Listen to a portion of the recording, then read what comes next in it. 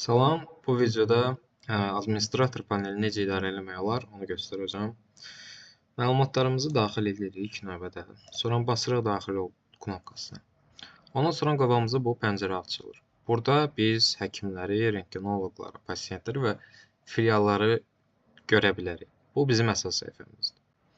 Burada cədvəllər var. Bütün həkimlərin, pasientlərin, rentgenoloqların və son yüklənmiş faylların siyahısı, cədvəlləri var. Hamısını bir-bir sırayla yaradıb, silib, redaktə eləyəcəyik.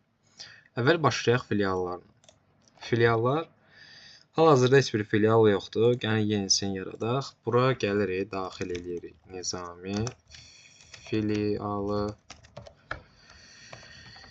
Nizami metro stansiyası yanı.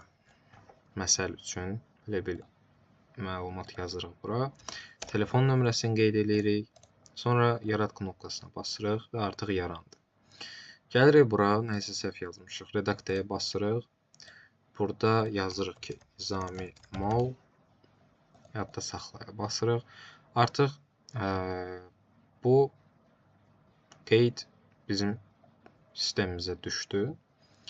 İndi keçək, baxaq əsas menyuda gəlib doğrudan düşüb, yoxsa yox. İndi bunu biləcəyik. Burada gəlirik, yeni rentgenoloq yaradırıq.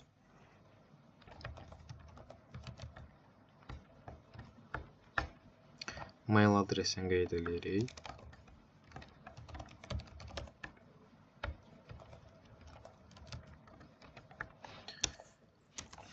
Bu məlumatları mən hələ ki elə belə doldururam. Siz real məlumatlarla doldura bilərsiniz.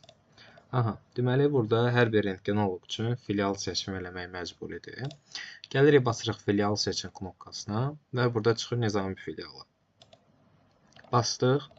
Sonra həmin rentgenoloq üçün şifrə qoyuruq. Mən qoydum 1, 2, 3, 4. Burada mesaj çıxdı ki, uğurla yaradıldı. İndi keçək baxaq. Bu ümumi cədvəldir. Yəni bir dənə də rentgenoloq yaradaq. Rentgenoloq 2. Burada yazaq belə. r2@gmail.com r2. Buranı da boş qoyaq. Bunu da seçək Nizami filialı. Eyni şifrəni də qoyaq. Bu da yaradıldı. İndi bunu bir dənə filial əlavə eləyək bura. Bu olsun, bu sar. Rayonu 1, 2, 3, 4, 5 yaratdıq. Qaydırıq təzədən rentgenoloqlar siyahısına. Redaktə eləyirik. İkinci rentgenoloqu keçirdirik Qusar filialına. Yadda saxlan. Bastıq. Bir dənə təzədən yenilədik. Artıq görürük ki, ikinci rentgenoloq düşüb Qusar filialı. Burada başqa məlumatları da qeyd eləmək olar, dəyişdirmək olar. Adı, soyadı, e-maili və telefon nömrəsi kimi məlumatları yeniləmək mümkündür. Keçirik həkimlərə. Gəldik həkimlərə. Burada yeni bir həkim əlavə eləyək. Test eləmək üçün.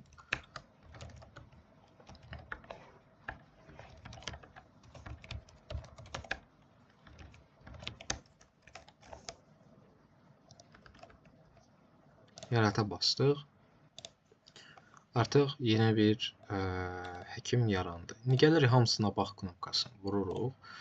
Burada yazırıq. Məsəl üçün, axtarış hissəsində yazırıq Arif. Hər ikisi çıxır.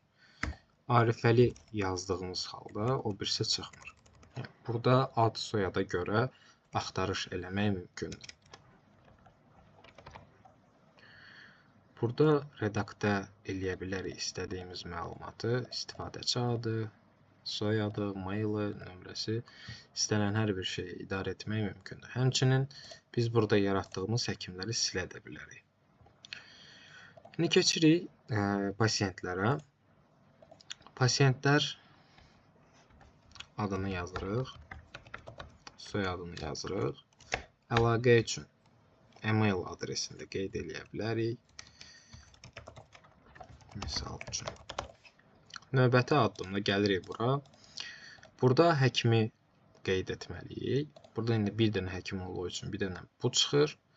Yəni nə qədər həkim əlavə etsək, o qədər çox burada seçim olacaq. Yarat düyməsini vurduq. Pasiyent uğurla yaradıldı. Gəldi, düşdü bura.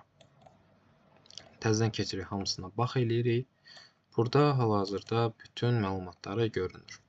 Həkimi kimdir? E-mail adresi, adı və soyadı. Və həmçinin burada faylların sayı deyilən bir sütun var. Bu sütuna hələ gələcəyik. Deməli, burada başqa bir nüansımız da var. Bu müraciətlər cədvəlidir.